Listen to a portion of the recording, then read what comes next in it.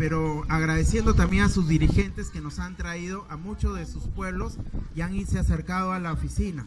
En algunos casos, justamente entrevistándolos pueblo por pueblo, en algunos casos hemos encontrado que su caso era fácil de arreglar, en otros casos es complicado, pero esa detección la hemos tenido justamente haciendo la atención individual a cada uno. A todos les hemos dado las alternativas de solución. Unos va a demorar, no hay otra, y otras va a ser más rápida, y en otros estamos haciendo gestión. Ya en el tema de la zona, incluso el doctor ha estado ayudando con algunos aspectos que se ha ido tocando, como era la zona arqueológica, el parque zonal, los temas de propiedad privada, los temas de comunidad campesina ya también se ha tocado. Nievería es una zona, comunidad campesina de Jicamarca, ¿no? Les comento, nosotros al empezar el trabajo que fue hace 2 años, justamente uno de los primeros temas que tocamos fue la comunidad campesina.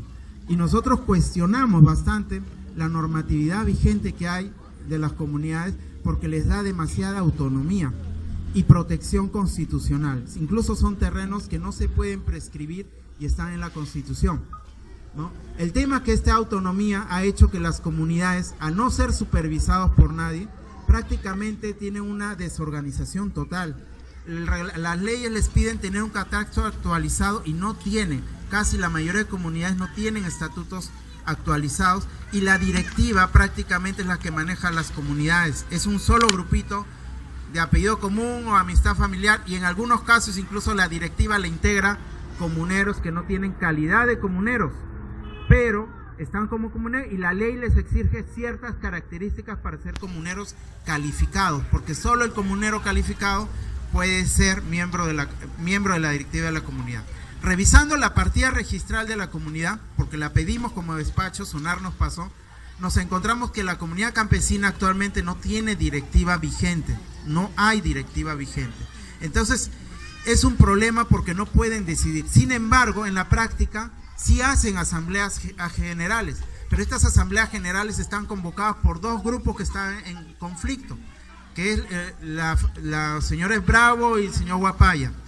Ambos, ninguno tiene representación legal porque ninguno tiene inscripción registral, pero sin embargo a la población les ha estado vendiendo terrenos a través de un poder que tiene el señor Rómulo Bravo y que les enseña, saca la copia literal.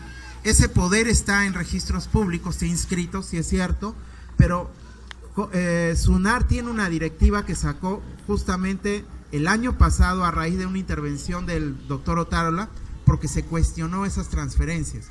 Esta directiva dice que ese poder que tiene Rómulo Bravo o a quien se le dé poder, sí vale para transferir, pero siempre y cuando vaya acompañado de un acuerdo de Asamblea General de Comuneros convocado por directiva vigente.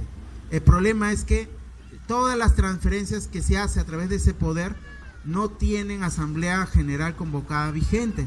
Entonces los contratos caen en nulidad y bajo responsabilidad de quien los ha firmado. Creo que incluso tienen hasta una oficina de trámite para las transferencias. No hay entonces hay que tener cuidado con los contratos que se están haciendo con la comunidad. En todo caso lo está asumiendo las personas que están comprando. Se está viendo ahorita, analizando cómo trabajar eso. COFOPRI ha venido trabajando varios pueblos que están dentro de las comunidades campesinas, pero según la ley, la 29.30.220, eso solamente se pueden formalizar aquellos pueblos que ocupan los terrenos hasta el 31 de diciembre del 2003. Esos pueblos que están hasta el 31 de diciembre del 2003 ya no se consideran terrenos de la comunidad. En tal sentido, COFOPRI los puede tomar, formalizar y titular a nombre del pueblo. El problema es que muchos pueblos no tienen esa antigüedad, están después del 2003. Si están después del 2003, eso significa que están sobre terrenos de propiedad privada y tendrían que ustedes negociar con las comunidades campesinas, ¿no? Y ese es el problema, no hay directiva vigente. Ahorita estamos viendo qué otra alternativa podemos manejar para que esto se dé, ¿no? El tema también es que hay muchas personas que han comprado acciones y derechos a terceros, a propietarios que dicen que le compraron a la comunidad o a otras personas que no le compraron a la comunidad porque aparecen en registros públicos. Hay mucha gente que cuando viene a la oficina me dice, esto es terreno del Estado porque nadie me ha venido a reclamar. No es así. Tenemos un registros públicos y su mismo nombre dice público. Cualquiera puede ir y preguntar si eso corresponde o no al área que ocupa. A la mayoría de pueblos que han venido a la oficina, la mayoría se les recomendó sacar consultas catastrales de SUNAR para tener seguridad de dónde ocupan, porque también se ha dado el caso de que le han comprado a una persona porque les dijo que era su propiedad, les enseñó la partida registral, pero cuando hacen la consulta catastral resulta que su lote no está en su propiedad, está a un costadito, pero ya le pagaron. Por eso les recomendamos a la mayoría que saquen esa consulta catastral con detalle gráfico para estar seguro si le estamos comprando al legítimo propietario. En los casos de acciones y derechos, el problema es que cuando compran acciones y derechos no corresponde a su lote. Sin embargo, si todo el pueblo sumara el total de acciones y derechos, yo creo que no habría mucho inconveniente para que SEDAPAL intervenga. Total, son propietarios casi del 100%. Y en todo caso, si hubiera un porcentaje que no está cubierto por los que compraron acciones y derechos con el consentimiento del propietario, yo creo que podríamos entrar porque es una voluntad del 100% de acciones. Y ahí no habría problema. Pero igual, lo ideal sería comprar ya lotizado. ¿Qué hacen las municipalidades? A ver, para que entiendan, las municipalidades no están solamente para cobrar impuestos. La municipalidad en principio es la que cuida cómo está creciendo el territorio de su barrio. Está cuidando que los anchos de vías tenga tanto, porque necesitan pasar ambulancias, bomberos, policías y que no hayan accidentes con ustedes. Necesitan tener aire fresco, necesitan tener parques, necesitan haber espacios donde recoja la basura. Si ustedes se van más arriba al cerro, ¿cómo sube el camión al cerro a recoger la basura? No va a poder. Tenemos algunas zonas como estamos también trabajando con Rinconada de Pamplona. Esa zona de Rinconada de Pamplona, en sus inicios cada asentamiento tenía parque. Ahora no hay ningún parque. Es la zona altamente contaminada, el aire está contaminado y con alto índice de tuberculosis. Cuiden sus áreas verdes, no las loticen. El otro tema que nos encontramos con los propietarios es que hay algunos que les quieren vender, les han invadido, eso sí, y les enseñan ahora un título de propiedad. La mayoría les enseña un contrato, pero no les enseña que se ha inscrito en registros públicos. O es más, se hacen los locos porque ustedes están que les preguntan a cada momento, enséñame que eres propietario. Ellos vienen con una escritura pública y no hay cuándo inscriban esa propiedad.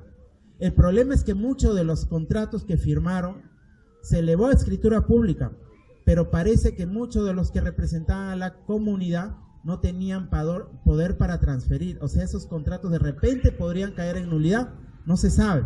Entonces, para eso hay que diagnosticar. En algunos casos les recomiendo que vengan con abogados. Si es que el pueblo es grande, creo que se pueden ayudar. En algunos otros casos, estamos viendo vía COFOPRI que se termine el diagnóstico. El tema es que se han aparecido muchos con contratos que dice que le compraron a la comunidad. Ojo, si hay una transferencia que se hizo, por ejemplo, en el 2010, que la comunidad le vende a un señor un terreno que ya venía siendo ocupado por un pueblo antes del 31 de diciembre de 2003, esa transferencia es nula. La comunidad no puede vender lo que estaba ocupado por una posesión informal, siempre y cuando este esté antes del 31 de diciembre de 2003. Esos contratos serían nulos, no tendrían valor. Entonces, muchos están cayendo en eso y ante la desesperación que les amenazan con desalojar o algo, están pagando, incluso en forma irregular, como acciones y derechos, ¿ya? Y eso está ocasionando que haya más desorden, que haya más problemas incluso para que entre COFOPRI. El tema es que ustedes no se asesoran bien y ese es el problema. Como les dije, la municipalidad, normalmente, ¿qué se hace cuando se quiere crear una habilitación? Yo tengo un terreno y voy a la municipalidad a decirle que sobre eso quiero crear una lotización. Y esa lotización le digo, va a tener este ancho de calle, va a tener tantos lotes de medida, ¿no? Va a haber equipamientos urbanos y la municipalidad me lo aprueba. Recién ahí está aprobado. El problema es con aquellas propiedades que parece que le han comprado a la comunidad en el cerro, pero la municipalidad no les ha dicho que ese cerro no sirve para vivienda. Entonces no les va a aprobar la lotización. Es zona de alto riesgo, entiendan. Entonces, en el tema de lo que es propiedad y esto, la propiedad por si acaso está garantizada en el artículo 70 de la Constitución Política del Perú. Apúntenlo y léanlo. Es por eso que ninguna entidad puede pasar por encima de propiedad privada. Pareciera que muchos entendieron que la constancia de posesión, el plano visado, yo puedo pasar por encima de todo. Y no es así. La constancia de posesión y los planos visados es una gran ayuda, pero es un tema referencial, es un tema que en alguna forma nos reconocen, pero no puedo pasar por propiedad privada, está en la Constitución. Ninguna ley puede estar encima de la Constitución. Entonces respeten eso. Ahora, lo que se está haciendo es varias gestiones para ir viendo cómo mejoramos la situación de los pueblos que por error o estafados han caído en ese desorden. Uno de los temas, para que sepan, cuando estuvimos en la mesa multisectorial de la PCM, entre muchas propuestas que se planteó, era justamente que hay muchos terrenos del Estado que están con pueblos que están después del 2004. Entonces se planteó que esos pueblos venían pidiendo a la SBN la venta directa, pero el problema era que se reunían como una asociación y quien dirigía la asociación mantenía un tráfico de terreno terrible, les pedía cuotas y todo eso, y encima pedían a la SBN que les titule un área mayor a lo que ocupaban. El pueblo tenía 100 lotes, pero la SBN le decían que habían 200, lo demás era para negociar. Entonces se planteó que se cree y regule una norma que pueda titular a estos pueblos hasta el 2010 en forma directa como lote y a través de COFOPE.